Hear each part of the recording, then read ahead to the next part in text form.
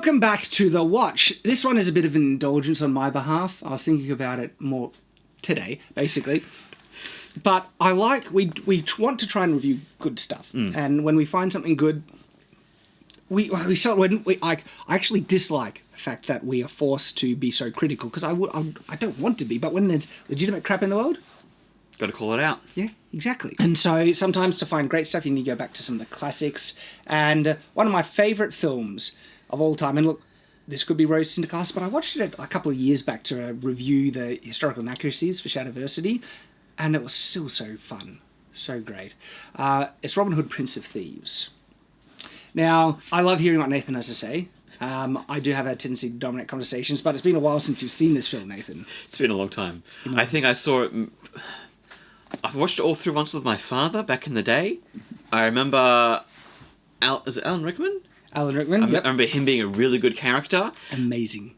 Anything else you bring up will probably spark a memory, but aside from him just being... other minutes to yourself, I can't remember much of this movie. It's ingrained in me. This movie was actually one of those... is it informative or something that affects your childhood? It was one of those movies that got me really immersed in the medieval period. After watching it, I remember my dad buying me my first bow, and I would dress up as Robin Hood and go bow with a sword and all that stuff. It was one of the early things that got me just sucked into the medieval period, hugely so. But outside of all that, it's a classic example of a hero's story, which is kind of what I want to mention here, and also give it somewhat a review. And look, I don't think it's a perfect movie. I'm sure, I know historically wise, there's a lot of inaccuracies. I got a several part series on Shadiversity talk about the historical inaccuracies. But if I was to actually try and assess its quality as a film, I haven't watched it with a critical eye. I just know I love it and it's a great time. From recent memory, the soundtrack is amazing. The villain is incredible. Kevin Costner sometimes is considered the weak part of the film. He struggled having the heroic... But I got sucked into it. I like his speeches. I still got sucked into it. It's got Morgan Freeman in it. He kills it. Okay. And even if Kevin Costner might not be considered the strongest part of the film, the role he plays is such a great classic hero's role. Love it.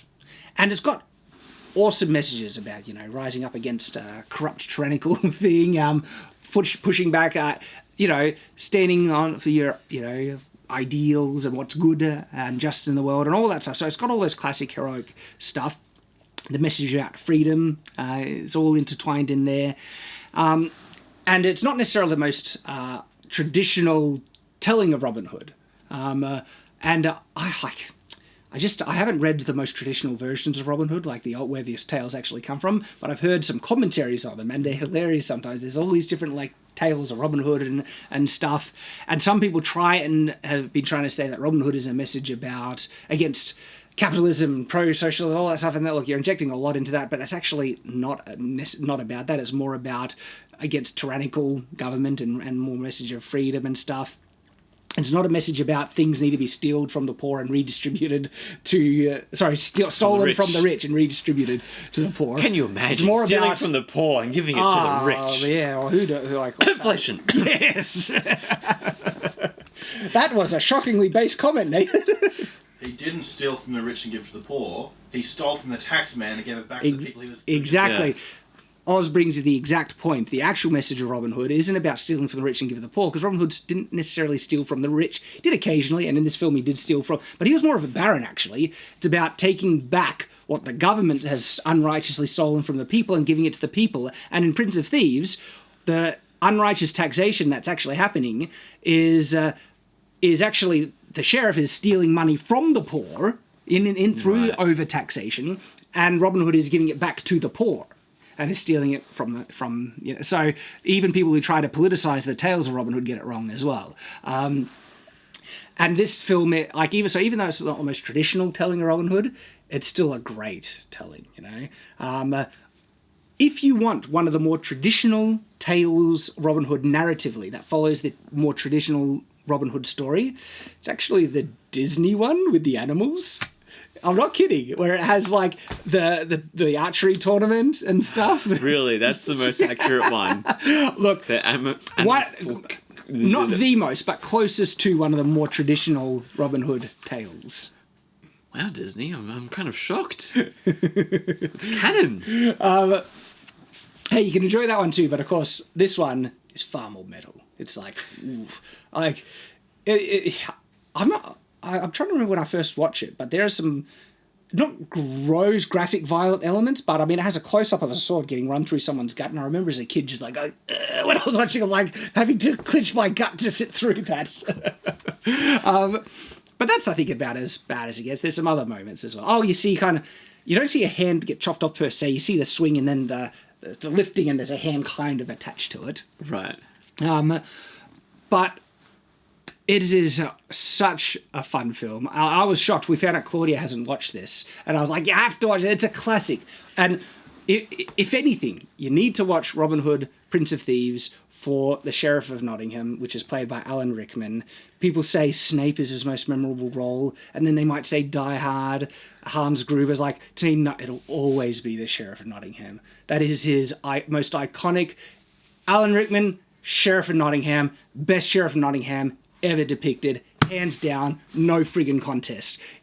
The movie, you need to watch a movie just for him. So one of the other things that I think is great about this one has classic heroism in the sense of the damsel in distress, where it's refreshing when I think back to this, because this is a thing that would be so offensive to the woke agenda at the moment, where a damsel is actually legitimately not only in distress, but she's in distress because she's being overpowered by a man and cannot resist him because this man is just literally just stronger than her, and she needs to be rescued by a strong man. And her love, and what annoys me, there's a lot of things that annoy me about people trying to subvert this important thing, but the reality is, women do need to be protected by men. Okay, I'm not saying that women can't do measures to protect themselves or even successfully protect themselves in a lot of instances. Okay, and one of the best ways is get a gun. If a woman really if people are very concerned about women protecting themselves, they need to get a gun. But of course, we don't have that in Australia. And so, yeah, the stand, you need to teach men to step up and protect women and all the vulnerable, because there are bad people in the world. And even though violent crime is mostly perpetrated by men, it is incorrect to think that there is not an equal measure of bad women in the world as there is bad men. It's just when you have bad people, okay, they use the resources that is most easily readily available to them to impose their will on others. And that's actually one of the definitions of evil. The definition of evil is forcing your will on someone else. And you can think of that in nearly every context, from petty crime to violent crime to tyrannical evil and even genocide. It all comes down to imposing your will forcefully on another person. Wow. The things I'm learning in this video. Oh. That's why I say quiet, everyone. When you're like, Nathan, talk. No, because I don't get nuggets of knowledge like this. Well, if people are evil, then the one that is more capable of forcefully imposing their will has more ability to enact it, and men have an ability of force readily available. Women who are evil need to resort to other things, and usually women have a capacity to understand people on an emotional level, usually deeper and things like that. They are more connected on average with that, and bad women are actually, how they impose their evil, which is imposing will on others, is by manipulating men to do it for them. And you see, have you ever seen that, catty girlfriend telling a boyfriend to go punch someone and stuff like that? It happens a lot. But then there are other ways that which is gossip, character assassination, everything like that. And so it is true that violent crime is more perpetrated by bad men. But that's not to say there's more bad men in the world than bad women. And that's the horrible narrative that extremist feminists try to push, that men are just inherently worse than women because look at all the violent crime being perpetrated by men. It's no, people are people. And there is an equivalent amount of bad women and bad men in the world. But because when it comes to imposing your will on someone else, it comes down to the violence principle, basically, all right? And when that is wanting to be done, both bad women and bad men will try and get the bad men to do it because they're the ones most capable of doing it, all right? And this is all, I'm setting that all up for the importance, the need to teach men to be heroic, okay? That the best and most capable people you have in the world to stop bad people imposing their will is actually going to be good, both men and women. But a good woman is going to support the men and help the man. Just, it's interesting how a contrast where a bad woman would encourage a bad man to do violence usually, though now with this switch, they're trying to the whole girl power narrative. The bad women are actually starting to lash out, and then so there's more instances of violence where women are starting to be violent against men. But then that's when the feminist narrative drops dead, because as soon as these aggressive women try and lash out physically against a man, and that man doesn't either is trying to rightly defend himself, or he is a man who doesn't have proper principles and he treats that woman like he would treat a man, it does not end well. That's the lie, the whole girl power narrative. I'm not saying women can't be taught self-defense and be somewhat capable of defending themselves, but most women, when they try to take on a man in physical combat, unless weapons are involved, and yes, there's that caveat for sword fighting stuff, it doesn't end well, all right? So, but there is that thing where usually, there's a trying to joint thing where but if you look at a bad woman and man couple, the woman will try and support and push that man in the violence. But in the good, where good men need to oppose, bad people, men included, women can support that. The supportive role women did in, say, World War II was essential. But having them on the front lines, not probably the best option, okay? But of course women are needed, absolutely. And so good men are needed to oppose bad men. That's the thing. And so rather than, this is, again, it's all related to the Robin Hood thing, because this is one of the things I love about Robin Hood. Traditional heroism, where woman in distress, who's going to save it?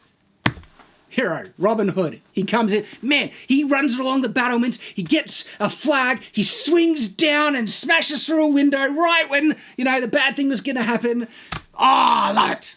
And the music, it's great. This is like, where are stories being told like this nowadays? There aren't. There aren't. Like when you said damsels in distress, I try to think of the last movie I saw that was recent that had that in it. Like even in Marvel, a superhero movies, like Spider-Man, maybe? Not really though. Not in the more recent one. So that's like the most recent thing I can think of is like Andrew Garfield's Spider-Man. That's probably the last time I saw him a hero save. Because this thing, I'm not saying it doesn't exist in modern media.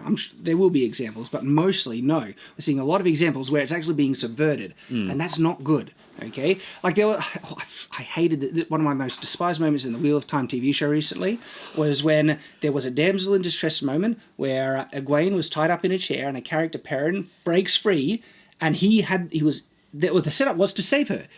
Perrin, he broke free. He was staring down the bad guy. But they are so corrupted by this false narrative that it is insulting, I hate. It's not true. It is not insulting that that in all instances men need to save women. It's actually, you want men to have that understanding to the best of their ability. But they think that is so demeaning to women, right, that they literally had her teleport out of the chair and kill the bad guy before Perrin could save her, because a man can't save a woman. That's sexist. Oh my friggin' goodness. They are corrupted by that ideology so much that they're willing to break the laws of reality and narrative to have her just she was tied up. One scene we see her tied up and then suddenly she's out. No indication of how she got free, and she stabs the guy. It's gone that far, and it's not the only example.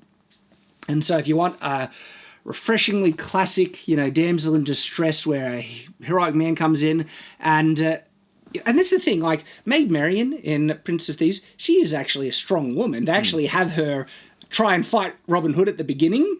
And do you remember this? Yeah, I remember parts of it. And so the situation is that Robin is actually unarmed, okay? And then she, she thinks it might be a bad guy posing as him and everything. So suddenly this armored person comes in with a sword and is unarmed. And Robin's like, holy crap. And so there's an imbalance. Even if she's a woman and yes, she's physically weaker, but she has a force multiplier weapon. So there is some struggling here.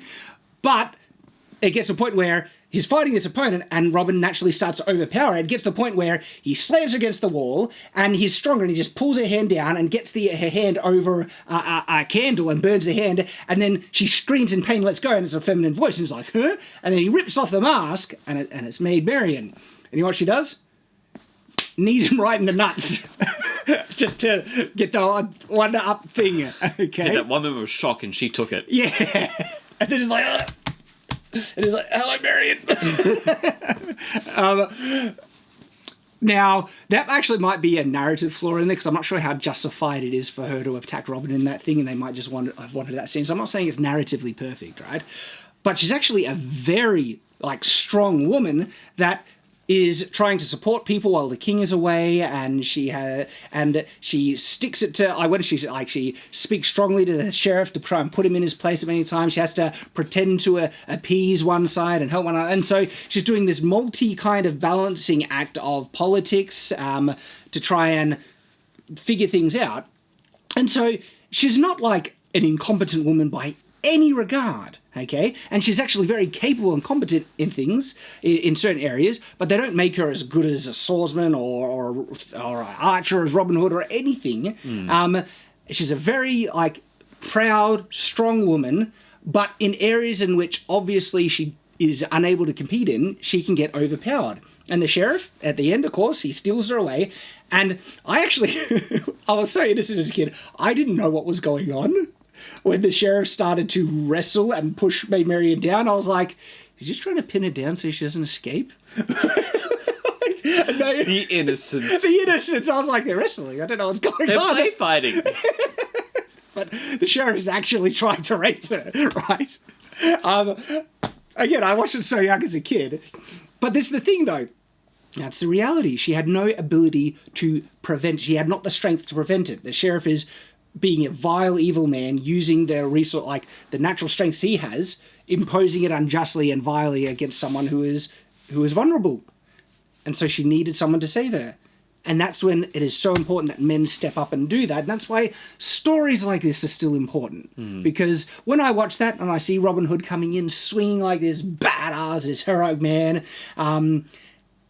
it's just it resonates with boys, that heroic nature, where there's an element of adventure to it, but I think there's a deeper connection where not men get satisfied and uplifted in looking after and providing and protecting, okay? And it's triggering that in my subconscious where I want to be like that when I grow up, okay? And what a great thing for kids to just be immersed in and want to be like and everything. And I hate this whole thing where men need to be taught not to rape and not to be violent.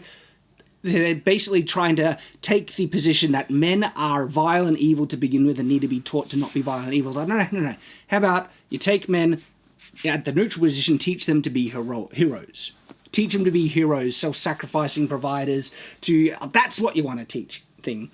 And Robin Hood has that, and I think for that, just even that reason alone, this film will forever have my love and appreciation. Well, go watch it. It's so much fun. Because, classic lines. Alan Rickman, one of the greatest lines in all of cinema, but it's really his delivery, involves a spoon. Pay attention to the spoon line. It's the best. Gosh, I miss that man. Imagine the other movies he would have done if he was still around. Because he was a great theatre actor as well. That's why I think he was so good, because he actually did theatre to begin with. Oh my goodness! And look, even though Kevin Costner, I actually think he does great in the role. He doesn't have the English accent. I was a kid, and I guess it doesn't bother me now either. To me, it is still one of the most enjoyable Robin Hood films ever. So, big recommendation, and it's just an example of when heroes were real heroes, So, go check it out. Give it a watch. A special thank you to everyone who watches our videos. Your support means the absolute world to us. Now, if you enjoy our content and want to help us become more independent, then heading over to Patreon, Subscribestar, or supporting us over on Utreon will help us become less reliant on YouTube's ad revenue and the algorithm, which can quickly change at a moment's notice. If everyone who watched our videos was able to donate just $1 a month, we'd quickly be in a much more confident position going forward into the future, giving us more time and energy to focus on making quality content for for you all. Thank you to those who've already shown your support in this way, and if you're new to our content, then consider checking out the links below. And as always, I hope you all stay watchful.